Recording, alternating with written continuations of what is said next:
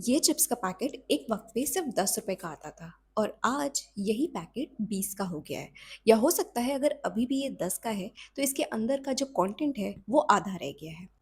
इसी को कहते हैं श्रिंकफ्लेशन। और ये सिर्फ चिप्स के साथ नहीं, दूध, पेट्रोल, फीस, घर के रेंट, टैक्सेस, हर एक चीज के साथ हो रहा है। हर साल कुछ ना कुछ महंगा होता ही जाता है और सबसे बड़ा सवाल ये है कि ये महंगाई कभी कम क्यों नहीं होती, या फिर क्या ये इन्फ्लेशन कभी खत्म ही नहीं होता।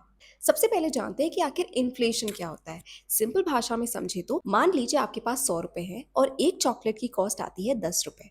तो आपके पास 10 चॉकलेट्स खरीदने के लिए पैसे हैं। एक साल के बाद वही चॉकलेट 12 रुपए की हो जाती है। तो अब आप उसी 100 रुपए से केवल 8 चॉकलेट खरीद सकते हैं। तो अब ध्यान से समझिए, यहाँ पर आपके पास पैसे कम नहीं हुए, पर उस पैसे की जो पावर है वो कम हो गई है। और इसी को कहते हैं इन्फ्लेशन। इन्फ्लेशन का मतलब सिर्फ प्राइसेस का बढ़ना नहीं होता, ये आपकी पैसे की परचेजिंग पावर का कम होना होता है। और इस डिफरेंस को समझना बहुत इंपॉर्टेंट है। बट आखिर इन्फ्लेशन होता ही क्यों है, तो इसको ना एक एग्जाम्पल के साथ समझते हैं। मान लीजिए आपके शहर में 100 पिज्जा अवेलेबल है और लोगों के पास उतना ही पैसा है जितना इन 100 पिज्जा को खरीदने के लिए चाहिए, यानी कि सब कुछ बैलेंस में चल रहा है। लेकिन अचानक से सबकी सैलरी बढ़ गई, बैंक्स ने लोन देना शुरू कर दिया, अब लोगों के पास ज्यादा पैसा आ गया। अब प्रॉब्लम क्या हुई, पिज्जा तो अभी भी 100 है लेकिन बायर्स 200 हो गए। तो पिज्जा वाले ने सोचा कि डिमांड बढ़ रही है तो प्राइस बढ़ा देते हैं। तो उसने 300 का पिज्जा 450 रुपए में बेचना शुरू कर दिया और फिर भी लोग उसे खरीद रहे हैं। और ये सिर्फ पिज्जा के साथ नहीं होता, ये हर एक चीज के साथ होता है। घर की प्राइजेस में, कार्स में, गोल्ड में, यहाँ तक कि ग्रोसरी स्टोर तक में भी। सिंपल भाषा में बोले तो जब मार्केट में पैसा ज्यादा और सामान कम होता है तो जाहिर सी बात है प्राइजेस और बढ़ने लगते हैं। अब ना इस कॉन्सेप्ट का सबसे इंटरेस्टिंग पार्ट आता है। इन्फ्लेशन एक तरह का चेन रिएक्शन क्रिएट करता है। सोचिए कि पेट्रोल महंगा हो गया। अब पेट्रोल महंगा होने की वजह से ट्रक्स का जो ट्रांसपोर्ट कॉस्ट है वो बढ़ जाएगा। सब्जी मंडी तक सब्जी ले जाने के लिए जो ट्रांसपोर्ट लगता है वो भी महंगा हो जाएगा। तो सब्जी मंडी में सब्जियां महंगी हो जाएंगी।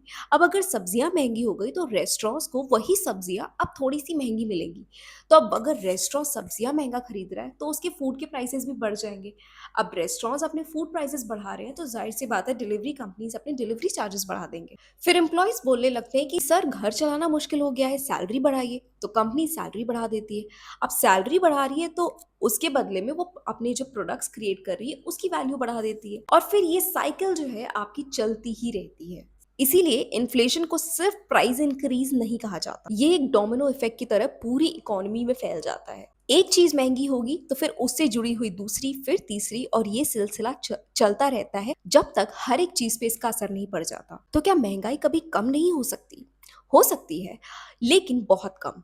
अगर इकोनॉमी स्लो हो जाए या लोग शॉपिंग कम करें तो कुछ चीजों के प्राइसेस कम होने लगेंगे। लेकिन लोग सोचेंगे कि आज सस्ता हुआ है तो कल और सस्ता हो जाएगा। इसकी वजह से वो शॉपिंग करना ही बंद कर देंगे और धीरे धीरे बिजनेसेस की सेल गिरने लगेगी। उनकी सेल गिरेंगी तो कंपनीज की हायरिंग प्रोसेस बंद हो जाएगी। हायरिंग बंद हो जाएगी तो जॉब्स की कमी हो जाएगी और इस कंडीशन को कहते हैं डिफ्लेशन। एंड ऑनेस्टली इकोनॉमिस्ट्स के लिए डिफ्लेशन कंट्रोल्ड इन्फ्लेशन से कहीं ज्यादा डेंजरस सिचुएशन है। इसीलिए आरबीआई जैसे सेंट्रल बैंक कभी भी इन्फ्लेशन को जीरो करने की कोशिश नहीं करती है, वो सिर्फ उसे कंट्रोल में रखने की कोशिश करती है। तो अगली बार जब आपको लगे कि यार सब कुछ महंगा हो रहा है तो सिर्फ माइंडलेसली इस चीज को फॉलो मत कीजिए, बल्कि खुद से सवाल कीजिए कि इसके पीछे की आखिर इकोनॉमिक्स क्या है, आखिर चीजें क्यों महंगी हो रही हैं। क्योंकि इन्फ्लेशन सिर्फ प्राइस की स्टोरी नहीं है, ये पैसे, डिमांड, सप्लाई, सैलरी और पूरी इकोनॉमी की स्टोरी है। अब आपको पता चल गया कि इन्फ्लेशन क्यों होता है, पर सबसे बड़ा सवाल ये है, अगर इन्फ्लेशन इतनी बड़ी प्रॉब्लम है तो गवर्नमेंट ज्यादा पैसा प्रिंट करके सबको अमीर क्यों नहीं बना देती? इसका आंसर आपको शॉक कर देगा। इसको हम डिस्कस करेंगे अपने नेक्स्ट वीडियो में। और अगर आप इकोनॉमिक्स को इसी सिंपल लैंग्वेज में समझना चाहते हैं तो इस चैनल को सब्सक्राइब कर लीजिए। मिलते हैं नेक्स्ट वीडियो में।